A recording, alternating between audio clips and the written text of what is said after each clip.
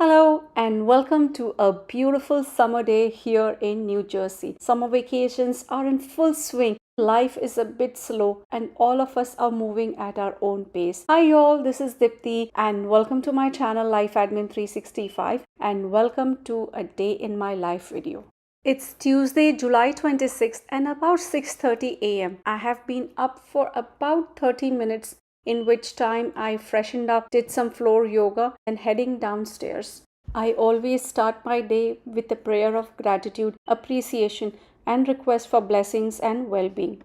This time of the year, I love to sit and enjoy a cup of water in my patio. Summer mornings have been pleasantly cool, and I love to open my patio windows to let the fresh breeze come in. Typically, after watering my vegetable garden and my lawn, I head for the most dreaded task of the day, which is unloading the dishwasher and putting away the dishes. But instead, today, I'm heading out for my morning walk and a very light jog. Sometimes I walk around the beach pool area, sometimes on streets, and sometimes on track. After almost an hour of walk, I am home and it's time for breakfast. I am sweaty and icky, so ideally I should be showering, but I have bathroom cleaning lined up for the day, so I have pushed showering for a little bit later.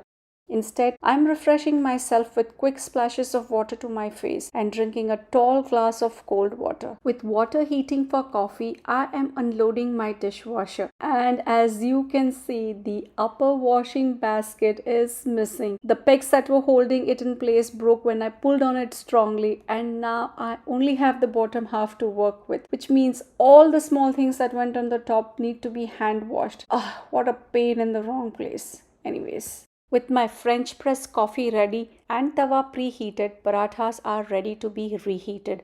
Haldiram's aloo pyaz parathas are our current favorite frozen parathas, and they reheat to perfect crispiness on tawa. No, this isn't an ad for the brand, it's just an honest opinion. Anyways, Milind is having his parathas with yogurt and ketchup and coffee on the side, whilst I am eating my homemade zucchini banana walnut bread made from whole wheat and oats flour. Wow, that's a mouthful description. I made 2 loaves of this bread a week earlier and froze 1 loaf. Simply thawed it out yesterday night from the freezer, and today it's ready to be enjoyed with hot coffee. After a hearty breakfast and rest of 30 minutes, I started cleaning bathrooms. I don't like cleaning bathrooms. I guess no one likes cleaning them, but it is one chore that must be done either by you or you need someone to do it for you. So after about 2 hours of cleaning, both bathrooms are sparkling clean. Only the shower stall in the main level bathroom is remaining, which I will clean right before I shower. A long and somewhat cool water shower on a hot day refreshes like nothing else. I feel so clean. Quick puja and prayers, and I am ready for my next task of the day, which is cooking. My boys' friends are here, and initially they wanted pizza, but when given the option of paneer, they chose paneer. Smart choice. All boys had eaten breakfast pretty late, around 11, so no one was in a rush to eat lunch anytime soon. I often get these YouTube videos that show how whole Indian meal from scratch can be prepared within 60 minutes. So I decided to time myself and see how much I could get accomplished in an hour. My from scratch cooking start time is 12:48.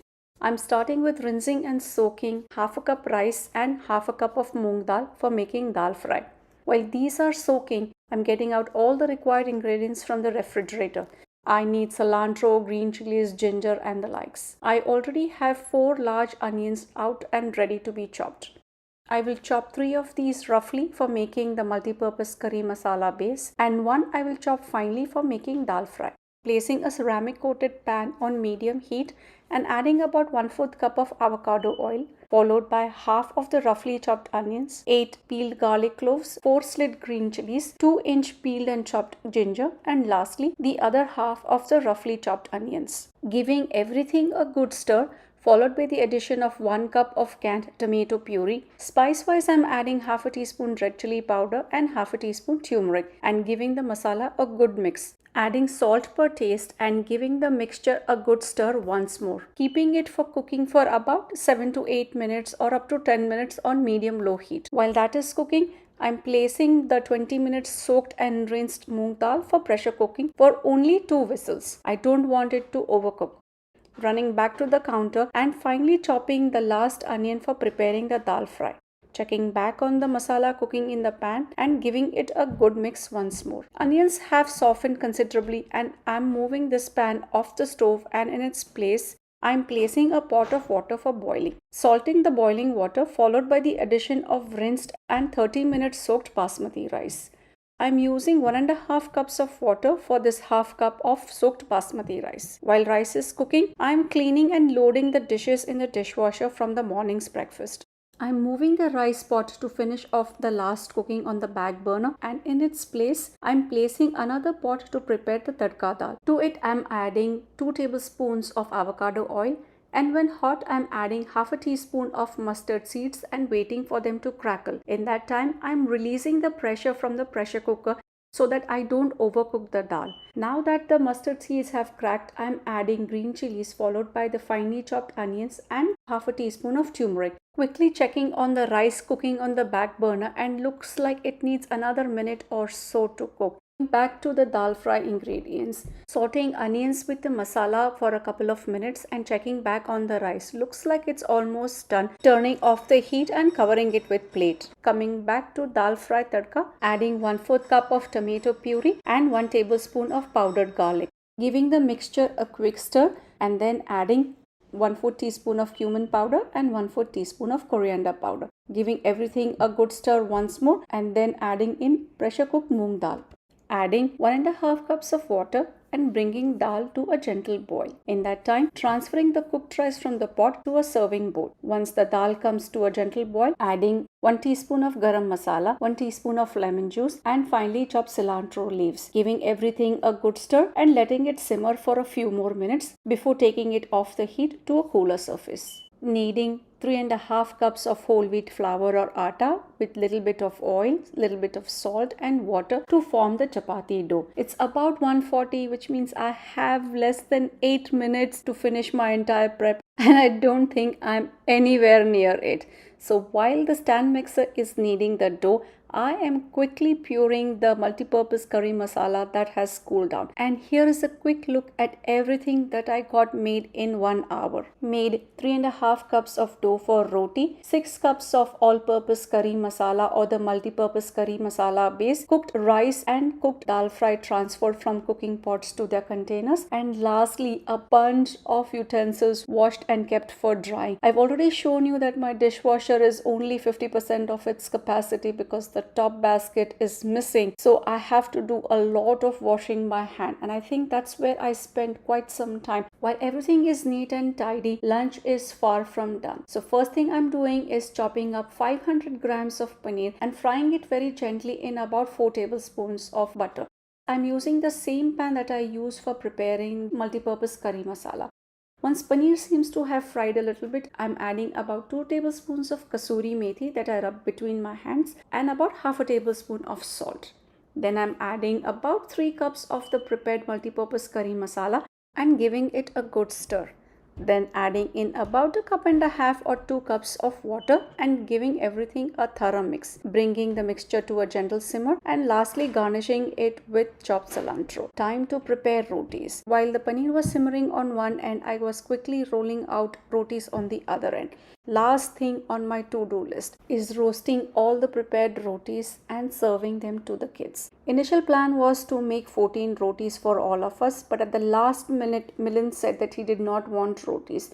So I ended up making 12 rotis for all of us. Oh my god, recording every single thing that you do, keep everything neat and tidy, and especially if you don't have a videographer along with you to do that job. So doing everything does take time, and it did delay a little bit on my end, especially because I had to do a lot of washing and cleaning. But nevertheless, food was ready and kids enjoyed every bit of it.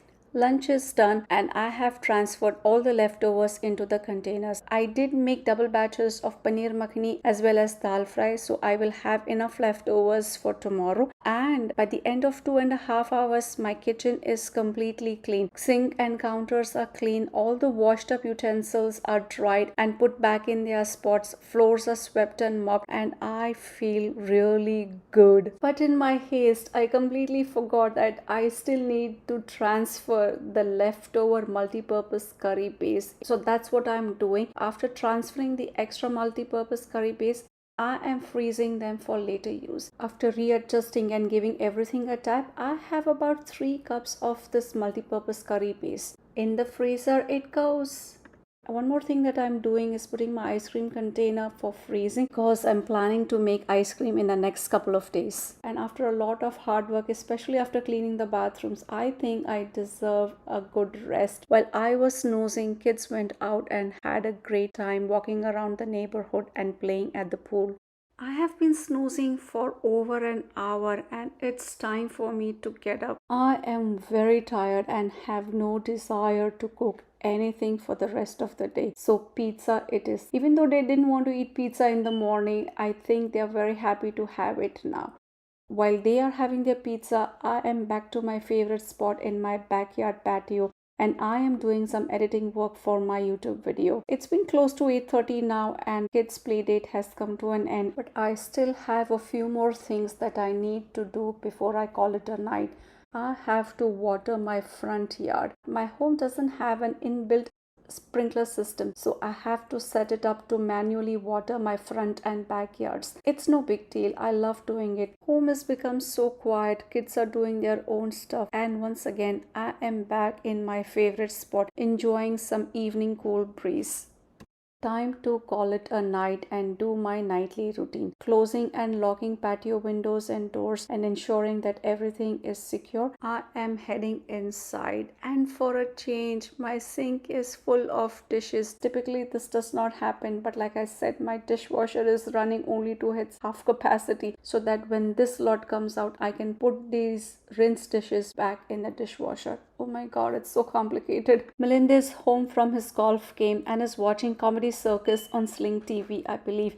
And I am joining him for a good dose of laughter and some quality couples time. But as you can see, I am tired and yawning most of the times. So I am calling it a night. After saying my quick prayer of thanks and gratitude, I am heading upstairs. I just don't have any energy to record any further. All I'm doing is brushing my teeth, changing my clothes and hopping into bed. Have my exercise mat laid out so that I don't have any excuse to not do any floor yoga the next day when I wake up. It's about 10:30 and I am calling it a night. Thank you so much for watching today's video. I hope this video gave you a glimpse of all the things that I do when I am not working outside of home.